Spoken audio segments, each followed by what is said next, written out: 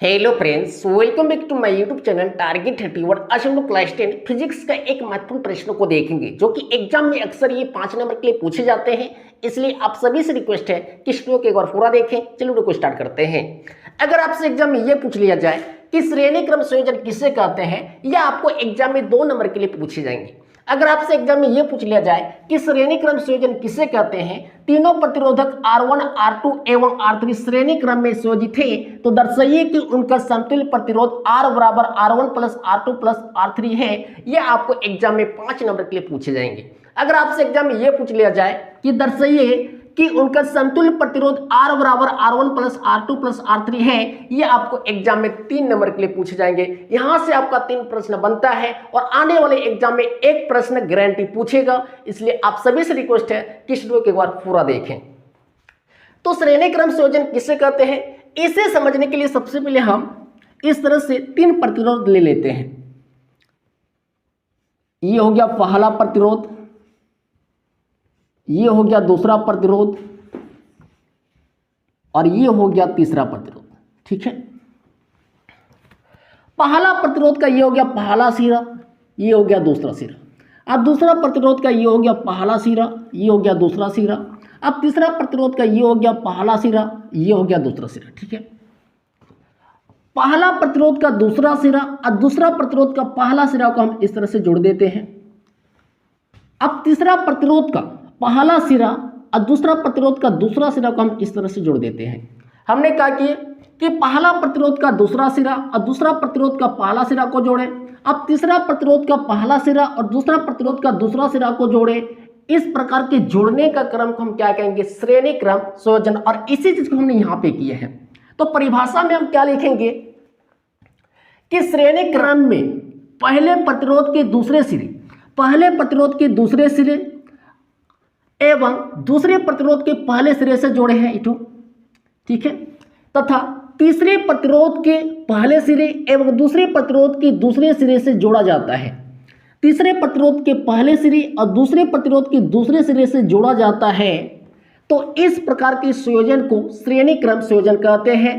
अगर आपसे एग्जाम में यह पूछ लिया जाए कि श्रेणी क्रम संयोजन किसे कहते हैं, आपको यहां से लेके यहां तक लिखना है। एग्जाम में आराम से आपको 2 नंबर मिल जाएगा। ठीक है, अब चलिए देखते हैं आगे। अब इतना करने के बाद यहां पे क्या है, पहला प्रतिरोध है और पहला प्रतिरोध का बीच का विभवांतर क्या है, V1 है। अब यहां पे क्या है, दूसरा प्रतिरोध है। अब दूसरा प्रतिरोध के बीच का विभवांतर क्या है, V2 है। और यहां पे क्या है, तीसरा प्रतिरोध है और तीसरा प्रतिरोध का बीच का विभवांतर क्या है, V3 है। ठीक है, अब तीनों प्रतिरोध में एक समान धारा प्रवाहित होती है, धारा में कोई चेंजिंग नहीं होती है। अब इस चीज को फिर से हम लिखेंगे। तो यहाँ पे क्या है, 3 प्रतिरोध है, R1, R2, R3। तो हमने क्या लिखा कि माना कि R1, R2 एवं R3 3 प्रतिरोध है और तीनों प्रतिरोध को किस क्रम में जोड़ा गया है, श्रेणी क्रम में। तो हमने क्या लिखा, तीनों प्रतिरोध को श्रेणी क्रम में जोड़ा गया है।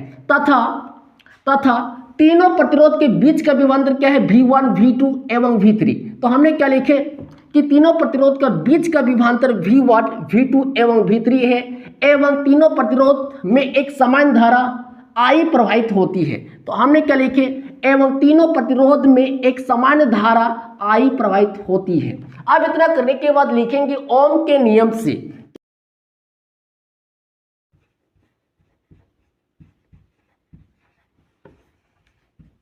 नियम से क्या होता है, V बराबर IR। तो पहला प्रतिरोध का बीच का विभवांतर क्या है, V1 है। तो हम यहाँ पे 1 कर देते हैं। अब धारा में कोई चेंजिंग नहीं, तीनों प्रतिरोध के लिए धारा सेम रहेगा। अब यहाँ पे क्या है, प्रतिरोध 1 है, तो हम यहाँ पे 1 कर देते हैं। ठीक है, इसको मान लेते हैं हम समीकरण फर्स्ट।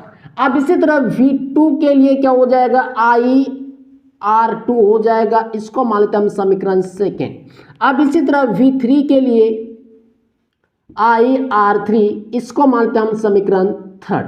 अब इतना करने के बाद लिखेंगे समतुल्य विभवांतर।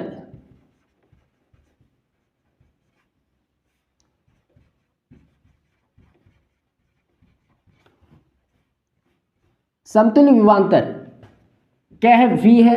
V बराबर, अब तीनों विभवांतर को हम क्या करेंगे, यहां पे जोड़ देंगे। क्या है, V1 plus V2 plus V3, इसको मानते हैं हम समीकरण 4। ठीक है, तीनों प्रतिरोध का समतुल्य प्रतिरोध R मान लेंगे। तो लिखेंगे कि माना कि तीनों प्रतिरोध का समतुल्य प्रतिरोध R है। ठीक है, अब इतना करने के बाद फिर से लिखेंगे ओम के नियम से, ओम के नियम से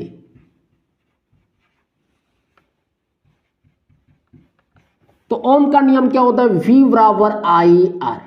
ठीक है, अगर आप लोगों को कहीं पर भी समझने में थोड़ा सा भी प्रॉब्लम हो तो प्लीज आप लोग कमेंट कीजिए, उसका भी हम सॉल्यूशन देने वाले हैं। अब चलिए देखते हैं आगे। अब इतना करने के बाद फिर से हम समीकरण 4 से बढ़ जाते हैं। तो लिखेंगे समीकरण 4 से,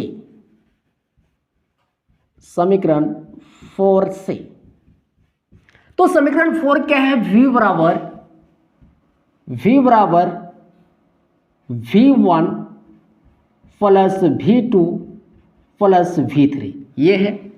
तो यहां पे क्या है V, तो V के बराबर क्या है, IR है। तो लिखेंगे IR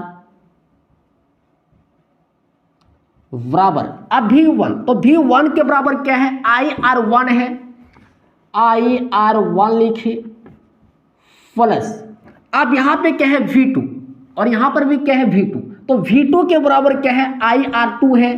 तो लिखेंगे IR2 प्लस, अब यहां पे क्या है V3, तो V3 के बराबर क्या है, IR3 है, IR3 लिखे। अब इतना करने के बाद यहां पे क्या है, IR है, तो IR लिखे बराबर, अब इन तीनों में से कॉमन क्या रहा है, I कॉमन, और I को हम बाहर कर लेते हैं। तो यहां पे क्या बचा, R1 plus R2 plus R3 ये बचा, I से I कैंसिल, तो R बराबर क्या आ गया, R1 plus R2 plus R3 ये आ गया। अब तीनों प्रतिरोध का योग समतुल्य प्रतिरोध R के बराबर होता है, यही हमको दर्शाना था, यही हमको दिखाना था। ये हो गया फाइनल आंसर। तो आप लोगों को ये वीडियो अगर अच्छा लगा तो प्लीज वीडियो को लाइक कीजिए, और चैनल पे पहली बार आए तो प्लीज चैनल को सब्सक्राइब कर लीजिए, साथ में बेल आइकन को प्रेस कर लीजिए ताकि आने वाली वीडियो को नोटिफिकेशन आप तक पहुंचता रहे। जय हिंद, जय भारत।